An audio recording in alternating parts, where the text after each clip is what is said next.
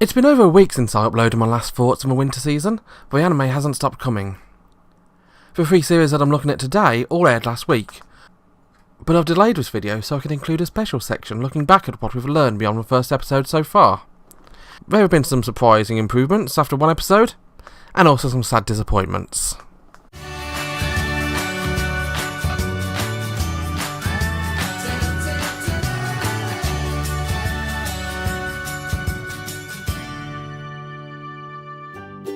First up comes a show I'd mostly dismissed as being a pointless kids show, Kimono Friends. As I sort of expected, it's a very CG-filled anime, with a very familiar, uncanny animation feeling that you get when looking at a character animated in the anime style, but with clear CG. It's no problem, but it's mainly due to the frames and motions being too fluid. Shows like Black Rock Shooter got around this problem in part by artificially using less frames, and added animation trickery to make some animation look more fluid, but used in such a way to make it seem more normal. But I'm getting off topic here, so ever so slightly. Kimono Friends is actually set in a fictional zoo world called Japari Park, where each of the world's areas is split into different landscape themes, such as savannah, and the terrain and animals are all themed based on who lives in that area. Our main character, known as Bad Girl, is wandering through the savannah when she's chased down by a cute girl with animal ears and a tail. After being caught, the animal girl introduced herself as Saval. She's based on a feline with the same name, and we start to see in which direction the series wants to take itself. What follows is a nice but silly bit of adventuring to help Bad Girl discover what kind of animal she is, and she doesn't appear to know. We learn a lot about what Savals are like, and how they differ in comparison to humans, and it's kind of obvious what Bad Girl is meant to be. She's meant to be human. The second half is more of the same journey. We're introduced to the weird enemy things, as well as other character, Hippopotamus. Kimono Friends is very much an anime that feels like it's aimed at children, but for some reason it airs in the post-midnight block. It's based on a mobile game that closed its doors even before the anime started airing, which isn't a good sign, but it's playful and silly fun. It's not going to hurt anyone to watch it, but I feel like it would work better as a slightly shorter series. Maybe 15-minute episodes? But I'm not going to complain about more being fun, am I? Kimono Friends is airing on Tuesdays on Crunchyroll.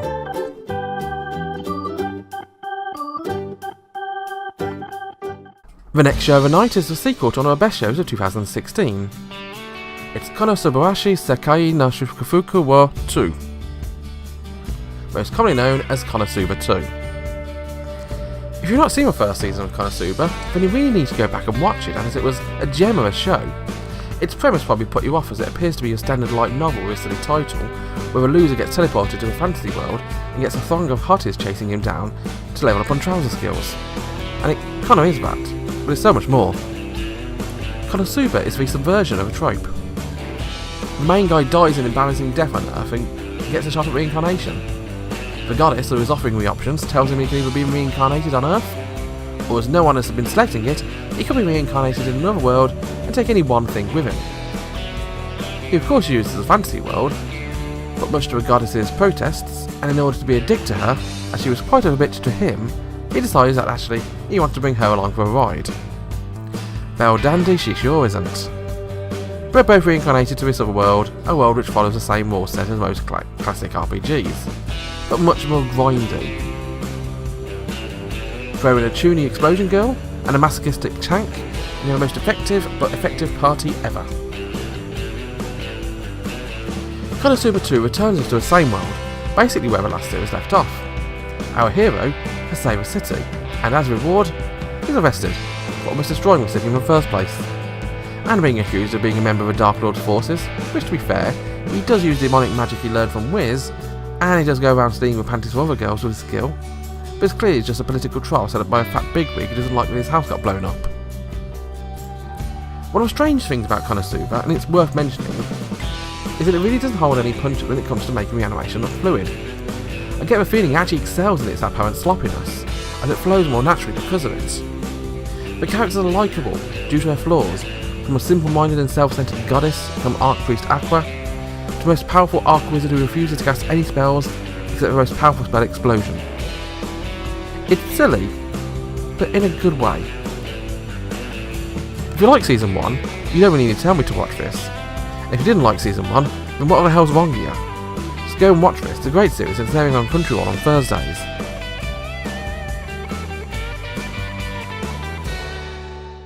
Finally, the last show of the Winter Preview Guide is one of the most mature, but also probably one of the least watched thanks to how it's streaming.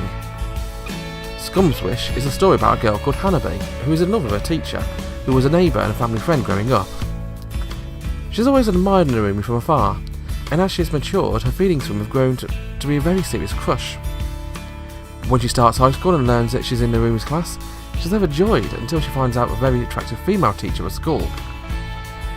Akane's too perfect. She's softly spoken and a very womanly music teacher, who appears to also have a thing for Narumi. Hanabi is very childishly angry at Akane for flirting with her Onichan, and threatening to steal him from her, despite it not being hers to begin with. She quickly befriends a boy called Mugi, who she recognises is in the same position as herself. Mugi loves Akane, who was his tutor prior to entering high school. You can pretty much mirror Hanabi's opinion of Akane with Mugi's opinion of Narumi, and he got a setup. Instead of doing a standard anime trope of working together to fulfill their love, they view each other as a replacement, something to be used to relieve stress caused by their feelings. And so they enter a fake relationship, complete with messing around with each other, up to, but not including, the actual actor itself. I said earlier that this is a very mature anime, and it shows when the series is showing how lovers interact with each other outside of the kisses, sighs, and cherry blossom pink of other rose-tinted stories. But that said, I really would love to see that particular manga animated. It really doesn't pull any punches, it shows love in its rawest form. Now this is another series I've been anticipating since it was announced. I've been following the manga as it was simul-published on Crunchyroll's manga service, and I'm delighted to see it in motion. I actually know a whole lot more about the characters already introduced, plus a couple of characters who appear later. I'm not one to spoil anything though, so I'm not going to say any more about them. If you do want to check out Scum's Wish for yourself, and I do recommend it, you can get it on Amazon Prime Video in the UK and Canada, or through their new Anime Strike service in America on Fridays.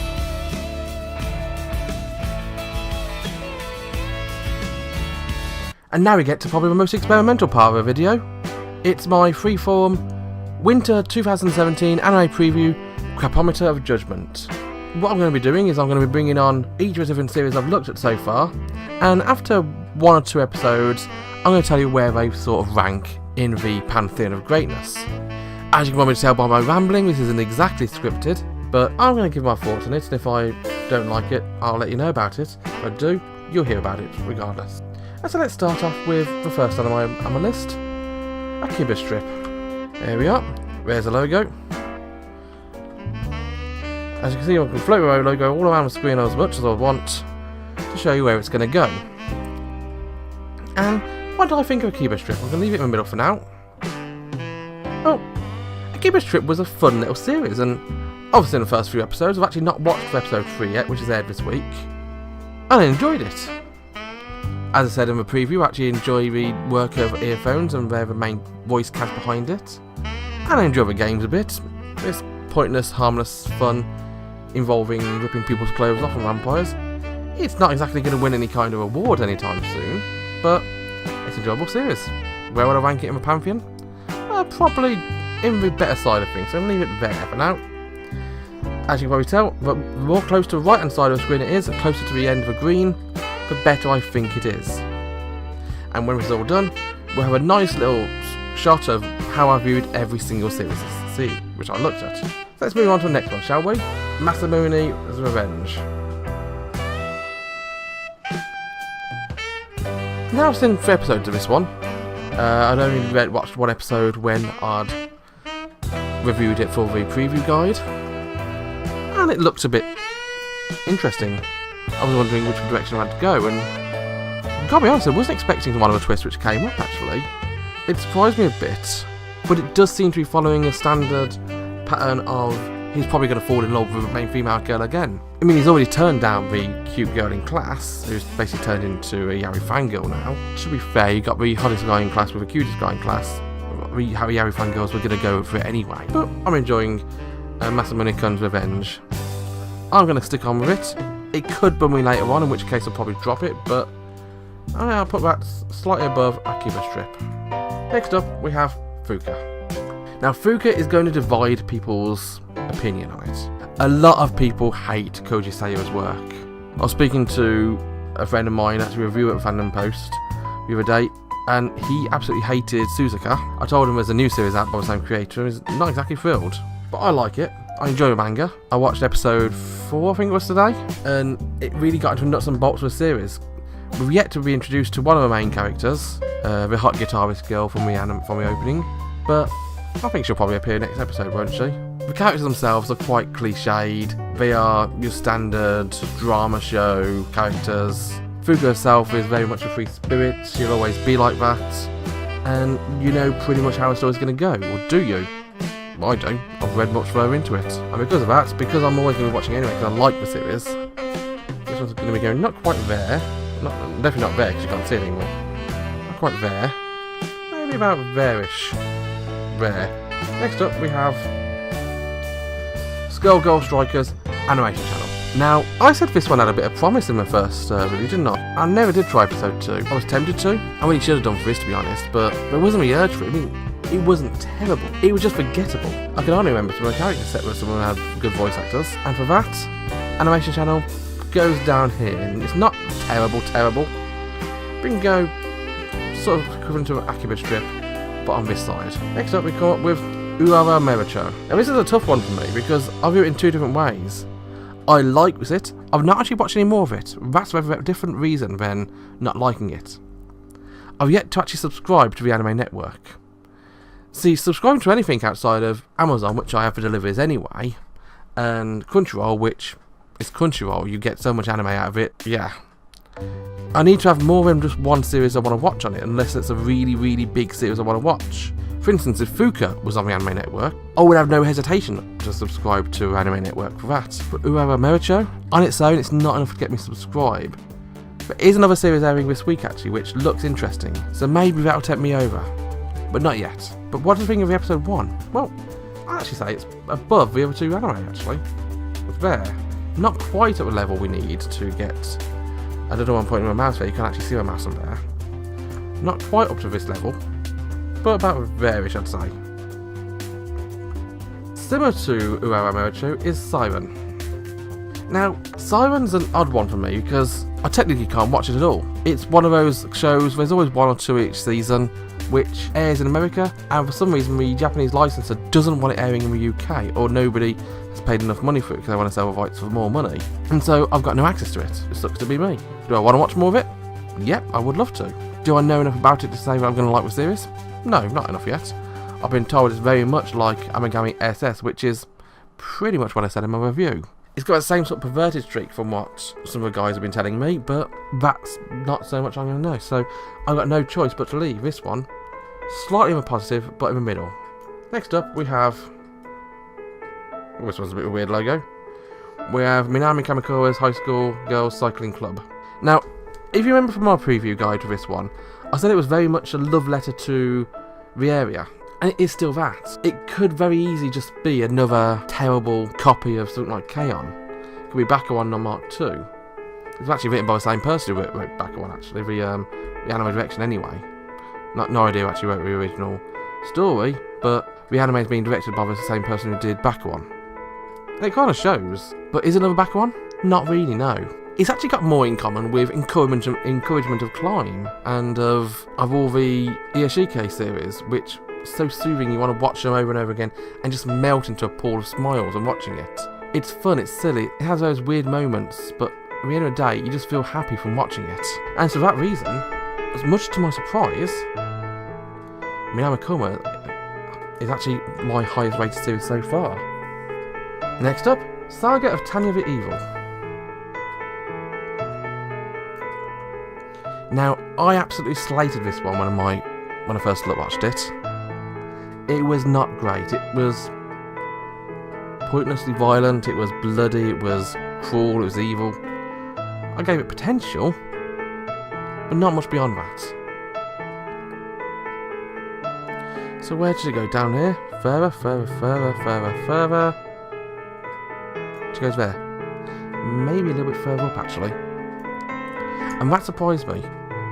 Some of the revelations in episode 2 the fact that Tanya is actually a reincarnated office worker from our age, and God, or as he calls him, the mysterious being X, decided that rather than being lazy, he just doesn't give a damn anymore, and just reincarnates him as some magic thing to make him believe in him anymore. And that fighting out against God in a cruel world, being cruel and keeping to your own beliefs. I mean, he was a bastard when he was alive, normal. He fired somebody for not doing a job properly, which is fair enough. You don't do your job, you get fired. But he got pushed onto a rail track and died. And that's why he got reincarnated. But rather than try and learn to love again, learn to be a human being, he takes his opportunity to screw God. And that's kind of cool. He's still very, very militaristic, very, very violent and nasty, but I can understand it now a bit more. Context makes the series. Plus Tanya's cute. Next up, this little circle is Interview with Monster Girls. Interviews with Demi-chan. And I really enjoyed the first episode of this. It was a really light-hearted, nice, likeable series full of interesting and cute characters being fun to each other. It had a heart. And episode 2 continued that trend. We got to know more about Radulahan. We learned that she's actually really, really cute. We got to see the practicalities of having a head not part of your body. We get next week, it seems like we're going to get more of a succubus, which is definitely something I want to look forward to. But this is probably, I'm just going to put it varish, slightly ahead of a biking club. Very good series. If you haven't watched it, go and try it. It's good. Next up, Eld Live. We all know where this one's going, don't we? It's going over here. It's bad. It's not the worst it could be. It's worse than the Schoolgirl Strikers. Maybe not quite that much far back, but varish. Yeah, it's worse than Schoolgirl Strikers. It's generic, early noughties, sci-fi, intergalactic police comedy action series. You've seen this a million times before, so why on earth do we need to see it again, sort of thing. You know my feelings already. There we are. Next up, and sorry for the botched logo, it's Nyanko Days. The cute little cat anime. It could do with being a bit longer. That's its only fault. It's really, really adorable. It's like just going onto YouTube and watching cute cat videos. Just with anime characters. And that's gotta make it good. In fact, I'm actually going to put it up there just because it looks neater. And that one, Piazza, the Italian restaurant one. Now, the first episode was cute, a bit rough on the edges, but cute. And you can see it creeping to the left there because that's basically all it is. I don't really see much future with that one. I'm going to leave it there. It's not terrible, it's average, but I'm probably not going to watch more of it. I think it's pretty much the same about One Room actually. It's forgettable, it's boring, it's kind of creepy in places. That's probably the term of animation channel actually. Idle Incidents. Idle Incidents isn't ever going to hurt anyone. It's not really going to win any awards either. I've seen the second episode of this one already and it's pretty much more the same as the first one. There's a lot more cute idols of different varying political parties. It's probably a reasonable representation of what the National Diet actually is, but it's random, pointless idol girls. I'm probably going to watch a few more episodes, so I'm not going to put it down there. I'm going to put it there. A little bit of a positive, but not far. Next up, Gabriel Dropout. Well, it's not going there, that's for certain. But I can leave it there in the middle for now while I talk about it. I watched the second episode on Monday, I think it was, and we got to see a lot more of Satanica. And Satanica is what makes that series so good. I mean, the other girls are cute and fun, but Satanica is silly and lovable. She so wants to be evil, it's kind of lower for it. So where's it going to go? Probably about there-ish. And that's just as a whole there, and it fits there. It's good. I'm not going to put it up with Fuka just yet, but it's very, very good. It's very nice things. Next up, we have Akka. Akka is a show which I'm probably going to leave it down there because it's also quite forgettable. A lot of people like it, but it's not for me. It just bored me. I haven't had any urge to watch the next episode. If somebody thinks I should watch the next episode, if it improves anyway, let me know in the comments what you think of it, because if I am missing out on any of these shows on the left, then let me know. Also, if you think any of the shows on right are terrible, then keep your opinion to yourself, I don't care. If I like something, I like something. But it's you if you hate it, because I don't. If I don't like something, try and change my mind. I'm always open to suggestions. Next up we have Handshakers. Can I go there? 1 second, I've got an idea for this one. I'm just going to quickly move it off the screen a second. This one needs special treatment. You'll see what I'm doing in a second. There we are, rotate it around, it's gonna go as far to the edge as humanly possible. That show was absolutely dire. If I could have it off the edge, I would do. This show deserves not to exist. On the opposite side of that, we got Miss Kobayashi's Dragon Maid, which is a wonderful show. Probably one of my favourites, actually. I'm out of space, actually. I'm going to drop it down there. I'm actually going to move Kamakura up a little bit, because I know what's coming up next with the Dragon Maid.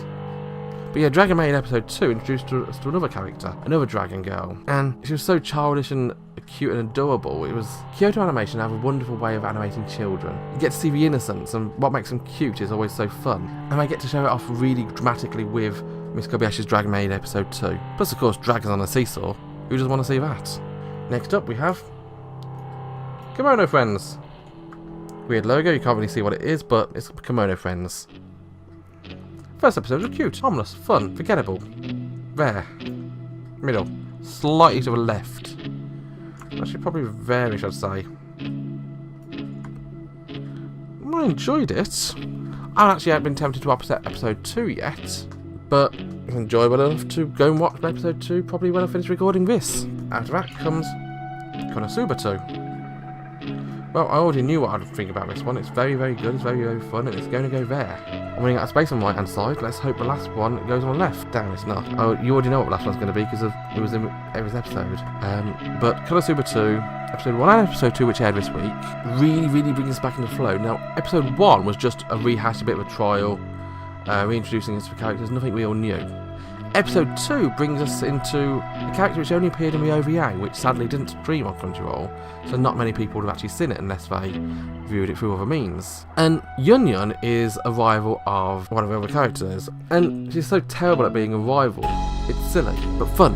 And let's be honest, silly and fun is what Konosuba does best. And finally, what you've all been waiting for, and in no way going to be going on the left hand side of the image, Scum's Wish.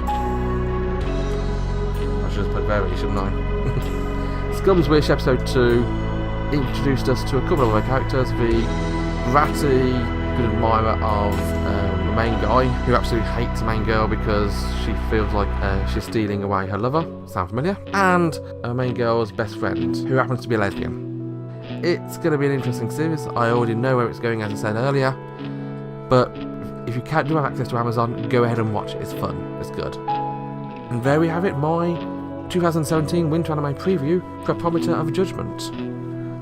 As ever, I generally trend my shows to the right, because if it's a show which I'm going to hate anyway, why do I bother watching it?